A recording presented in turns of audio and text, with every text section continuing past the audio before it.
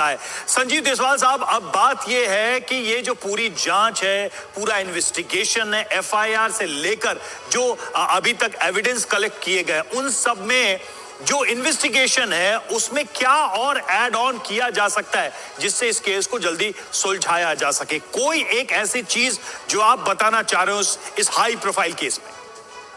देखिए, इस पूरे केस के अंदर जब तक आप ये एस्टैब्लिश नहीं करेंगे कि उस अपार्टमेंट के अंदर एंट्री कहां से हुई, तब तक आप ये नहीं समझ पाएंगे कि इनसाइडर की मदद है या फिर ये कोई प्रोफेशनल क्रिमिनल है। नंबर 1। नंबर 2, अगर आप ये एस्टैब्लिश कर लेते हैं कि मान लीजिए किसी अंदर के इंसान की कोई मदद है, तो उस कंडीशन में एलियामा या जितने भी स्टाफ नर्स हैं, उनके गांव, उनके एरिया में इस आदमी की पिक्चर दिखाई जाए, क्योंकि मेरा ये सोचना है कि इस पिक्चर को इतना मीडिया में दिखाया जा चुका है कि अगर आसपास या कहीं भी किसी ने भी इस आदमी को देखा होता तो पुलिस को इन्फॉर्मेशन मिल रही होती। अगर पुलिस को ये इन्फॉर्मेशन नहीं मिल रही है, इसको कोई आइडेंटिफाई नहीं कर रहा है, तो ये किसी छोटे एरिया से हो सकता है जहां पे टीवी ज्यादा ना देखा जाता हो।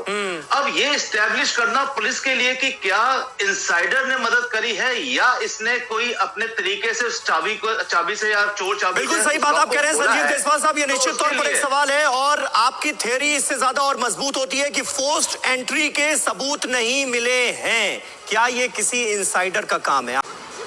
इसमें संभावनाएं 3 ही नजर आती हैं जी। सबसे पहली संभावना यह है कि क्या कोई इनसाइडर है जिसने मदद करी इस क्रिमिनल की?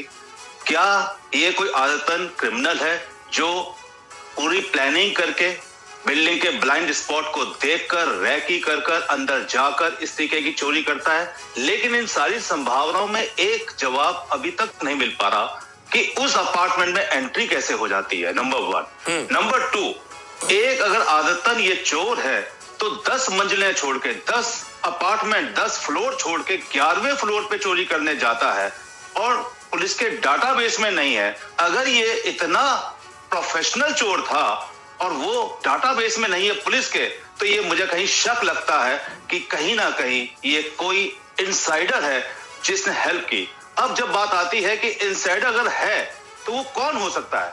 देखिए, हमारे पास बहुत सारी स्टेटमेंट्स हैं। उन स्टेटमेंट को क्रॉस चेक कैसे किया जाएगा जब तक अपराधी नहीं पकड़ में आएगा?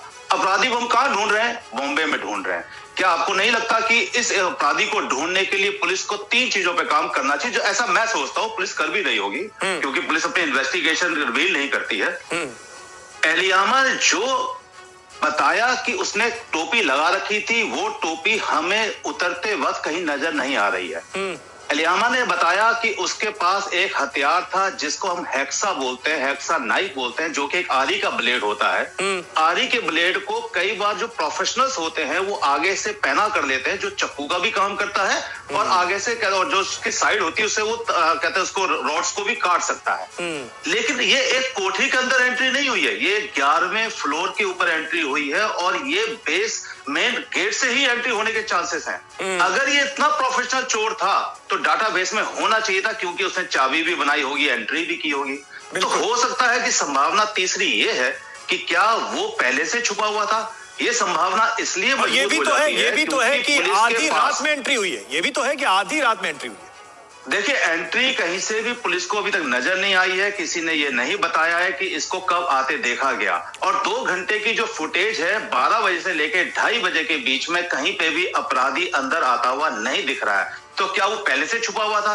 क्योंकि 11वें फ्लोर पे उनका अपना कहते हैं जो अपार्टमेंट है वो 3 फ्लोर है, 11वां 12वां, उसके बाद रूफ और उसके ऊपर जो भी जगह बनी हुई है।